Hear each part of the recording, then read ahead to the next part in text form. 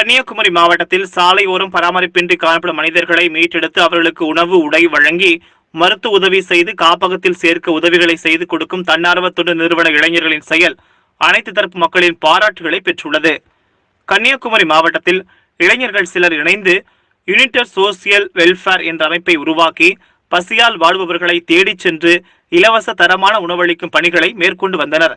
இளைஞர்களின் இந்த செயலுக்கு பல்வேறு தரப்பினர் ஆதரவு அளித்ததன் பயனாக கொரோனா ஊரடங்கு காலத்தில் ஆதரவு இல்லாதவர்கள், ஏழைகள் என தினசரி 200க்கும் மேற்பட்டவர்களுக்கு இலவச தரமான உணவு அளித்து வந்தனர்.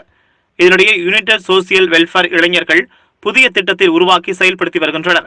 அதன்படி சாலைகளிலும் ஏழை வீடுகளிலும் ஆதரவின்றி தவிப்பவர்களை மீட்டெடுத்து அவர்களை சுத்தப்படுத்தி புதிய ஆடைகள் அணிவித்து உணவளித்து வருகின்றனர். அதோடு உடல்நிலை பாதிக்கப்பட்டவர்களுக்கு மருத்துவ உதவி அளித்து காப்பகத்தில் சேர்த்து வருகின்றனர். தினசரி 10 நபர்கள் தங்கள் இலக்கு என கூறும் இளைஞர்கள் ஒரு சில மாதங்களில் ஆதரவில்லாதவர்கள் இல்லை என்ற நிலையை உருவாக்குவோம் என உறுதிபட தெரிவிக்கின்றனர். பணம் என பழிவாங்கும் செயல்கள் அதிகரித்து வரும் இந்த காலகட்டத்தில் தன்னார்வ தொண்டை எடுத்துரைக்கும் இளைஞர்களின் செயல் பொதுமக்கள், காவல்துறை உள்ளிட்ட அனைத்து தரப்பு மக்களின் பாராட்டுதலை பெற்றுள்ளது.